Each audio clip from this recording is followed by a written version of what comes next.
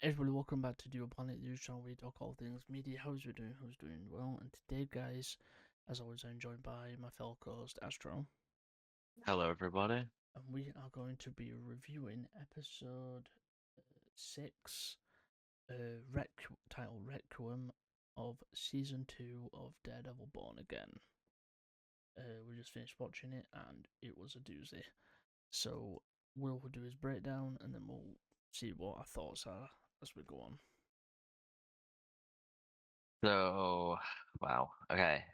This week, we start where we left off last week. Vanessa Fisk is dead.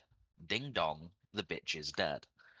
Not great for everyone, however, as Wilson Fisk promptly executes a doctor who was literally just being a nice guy to him. Great way to instill confidence in staff, Wilson. Well done. Book and Mr. Blake, Mr. Daniel Blake, are setting a trap for BB, which is eventually uncovered because she's stupid enough to have a fucking whatever it's fucking called, a fucking disc thing in her pocket. Karen and Matt are having a little bit of a dispute about the rescuing of Mr. Benjamin Poindexter. And we see the return of a long forgotten friend. Because Jessica Jones has finally made her reappearance into the MCU alongside Mr. Matthew Murdock. As we likely know already, uh, it is sort of confirmed at this point that Luke Cage and Daniel Rand will also be returning to the MCU, likely for season 3 of Born Yeah, Again. they've already been seen on set, especially with And there's Jessica already been Jones. a particular spoiler sent out by the Luke Cage actor on accident. Yeah, Whoopsie daisy. Um, a lot of stuff happens. You guys remember that guy, that that vigilante task force guy that Karen and Matt interrogated and then got the card off of? Yeah, he's dead. Powell executes him, but Powell executes him in plain sight of Cole North, who I think is beginning to see the fractures in the anti-vigilante task force. Uh, we also see Heather Glenn once again. Not seen her for a few episodes. She's going off the deep end. Book has her choke him because she's like struggling with the memories of Muse, and we conclude with a very epic fight between Daredevil and Kingpin, which ultimately resolves in Karen having Powell's pistol pointed at her, with her revealed after the riots go crazy. A lot happened. This is them basically pushing that needle further forward, because you had it start in episode 4. The needle was getting pushed. Then it got pushed even further in episode 5 because Vanessa died.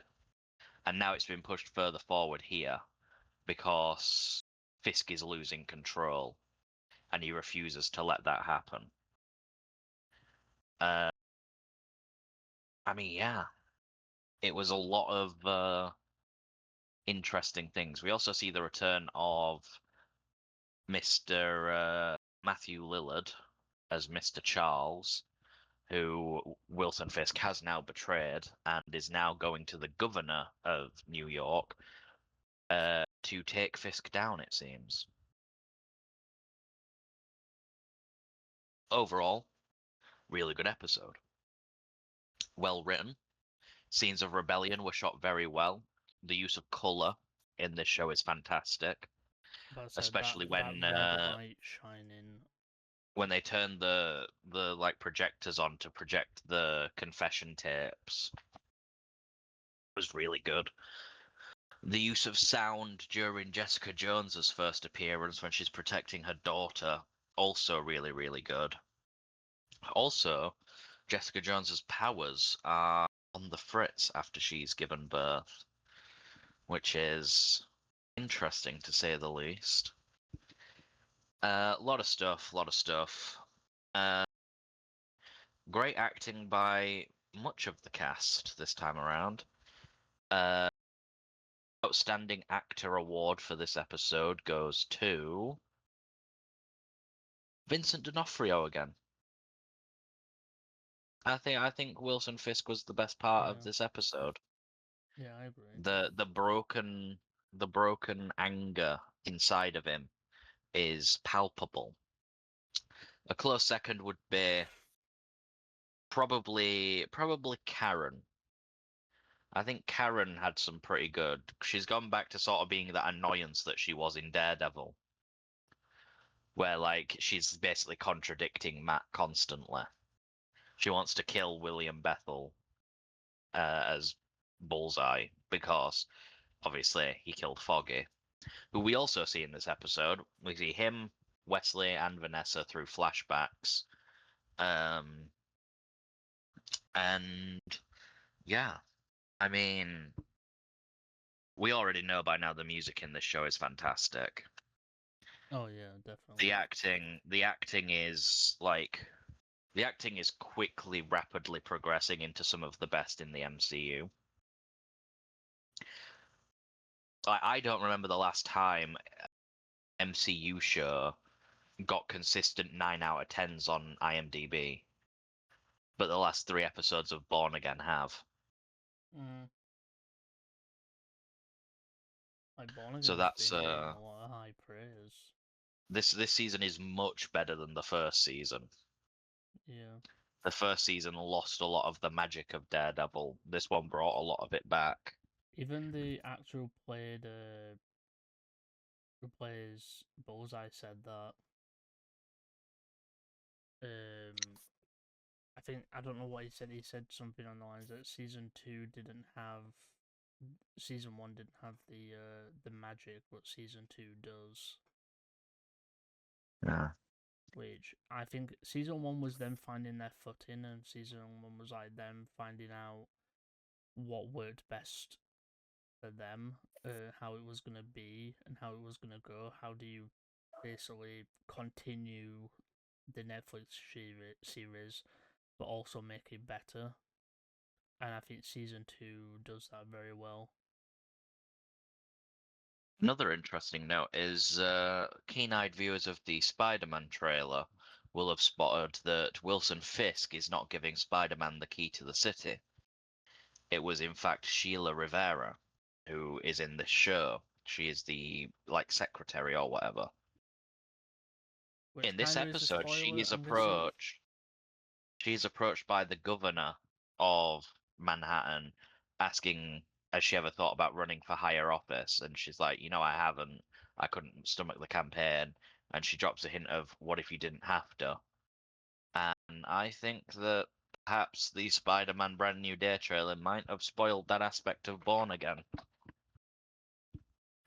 I think by the end of this season, I don't think Wilson Fisk will be mayor of New York anymore, No.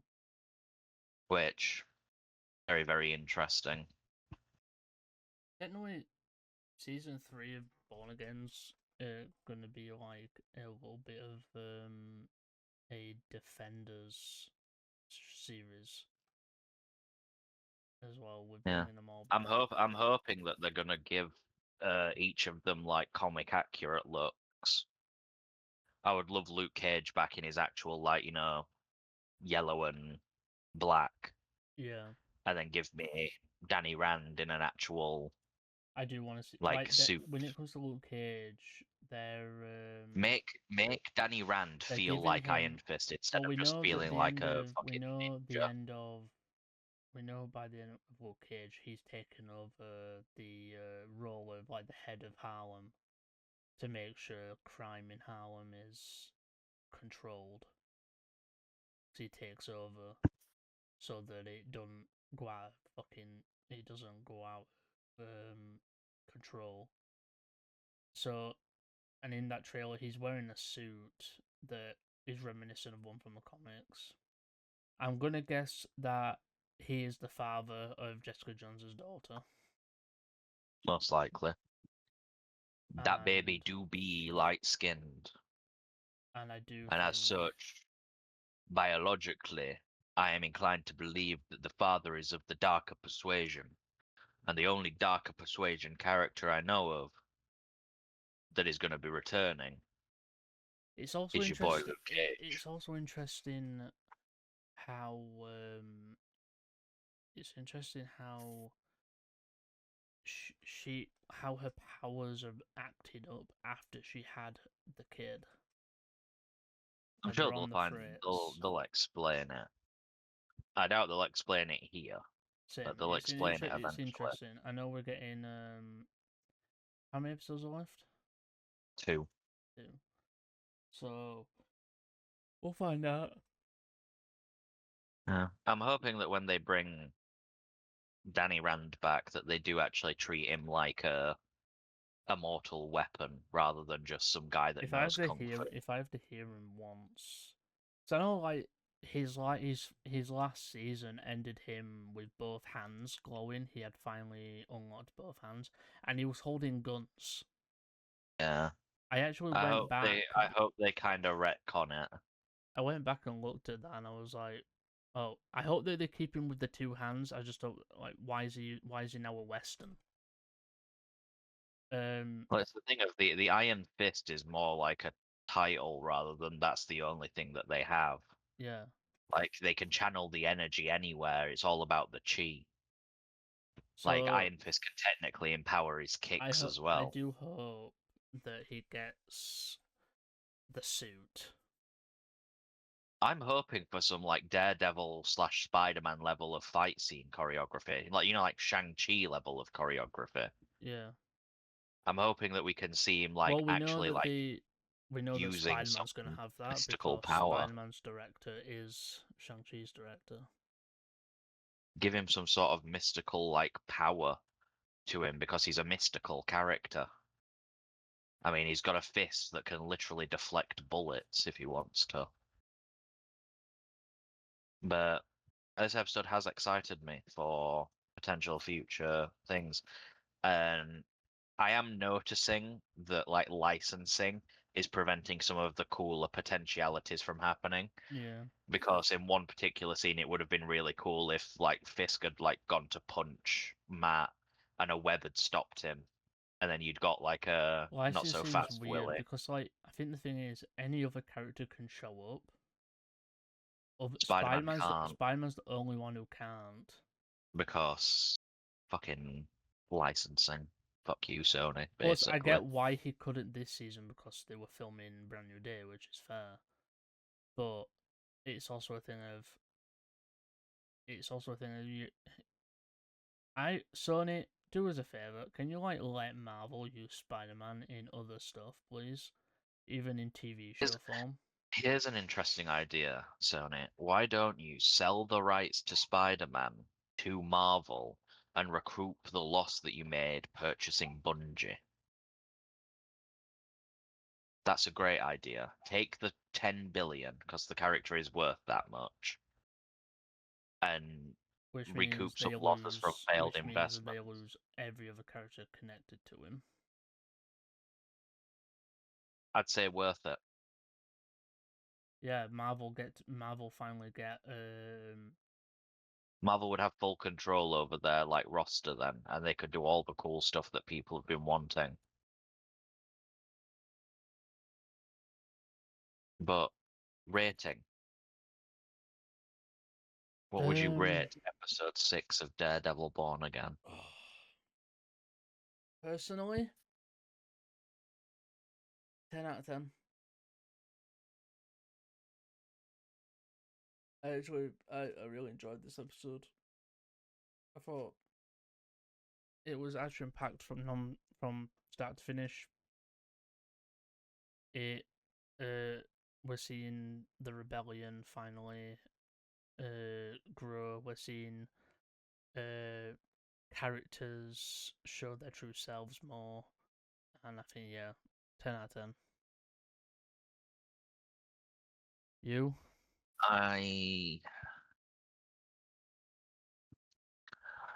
What did I give last week? 'Cause last week's I gave like a 9.8, didn't I? I think so. This week's I'm gonna give a 9.5. It's not my favorite episode.